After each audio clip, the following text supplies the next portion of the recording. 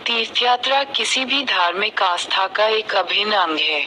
ये गहरी श्रद्धा की भावना पैदा करती है और आत्मा को शांति प्रदान करती है। जब भारत में तीर्थयात्राओं की बात आती है, तो उत्तराखंड की चार धाम यात्रा सबसे पहले ध्यान में आती है। ये देश के सभी हिंदू तीर्थ स्थलों में सबसे लोकप्रिय, पवित्र और महत्वपूर्ण है।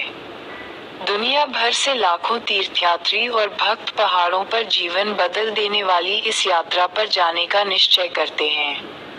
अपनी स्थापना के बाद से गढ़वाल हिमालय की दुर्गम पहाड़ियों पर चार धाम यात्रा ने लोगों के जीवन को अलग अर्थ दिए हैं। अगर सही तरीके से किया जाए, तो ये शारीरिक और मानसिक रूप से चुनौतीपूर्ण यात्रा निश्चित रूप से एक अनोखा अनुभव हो सकती है।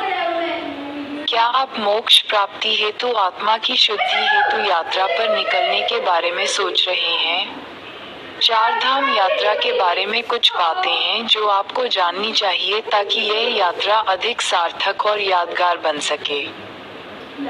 उन्हें अक्सर एक विजेता के रूप में वर्णित किया जाता है, जिन्होंने वेदों के अध्ययन को पुनर्स्थापित करने में मदद करने के लिए पूरे भारत की यात्रा की।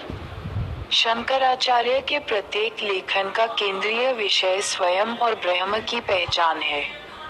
कुछ लोग ये भी कह सकते हैं कि शंकराचार्य के अद्वैत में बौद्ध धर्म के महायान स्कूल की दुनिया का कुछ गहरा प्रभाव दिखाई देता है।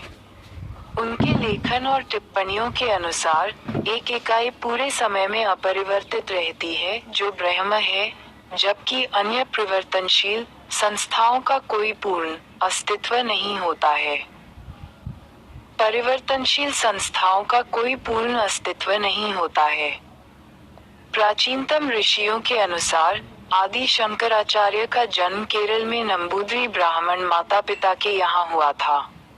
उनके माता पिता भक्त थे, जिन्होंने अपना पूरा जीवन गरीबों की सेवा में समर्पित कर दिया था, और उन्होंने अपने पुत्र का नाम शंकर रखा, जिसका अर्थ है सभी को समृद्धि प्रदान करने वाला।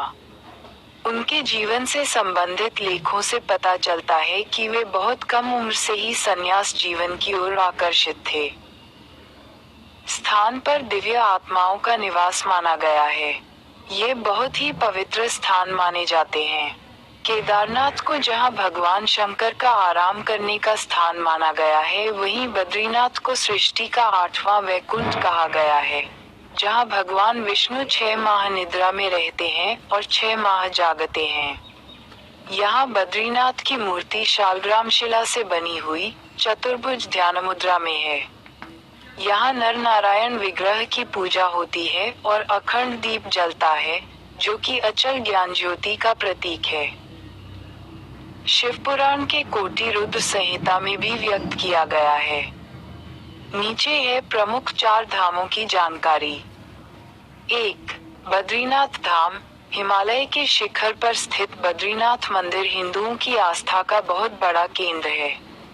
ये चार धामों में से एक है।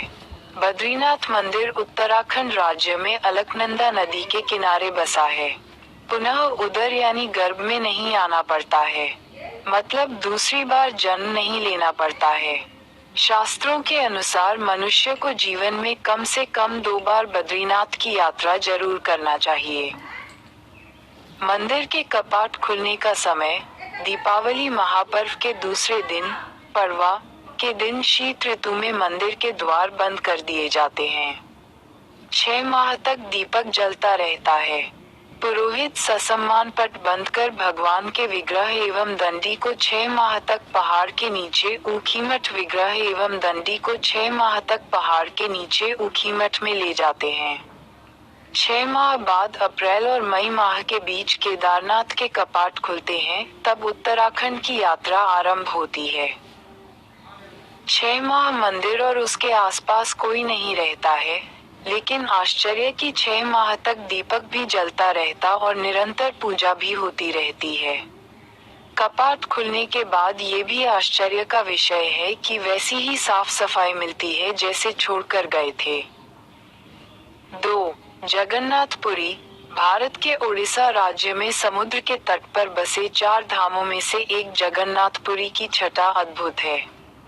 इसे 7 पवित्र पुरियों में भी शामिल किया। रामन लंका पर चढ़ाई करने से पूर्व एक पत्थरा का सत का निर्माण भी करवाया था, जिस पर चढ़कर वानर सेना लंका पहुंची।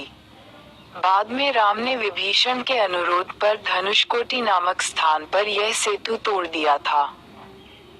4.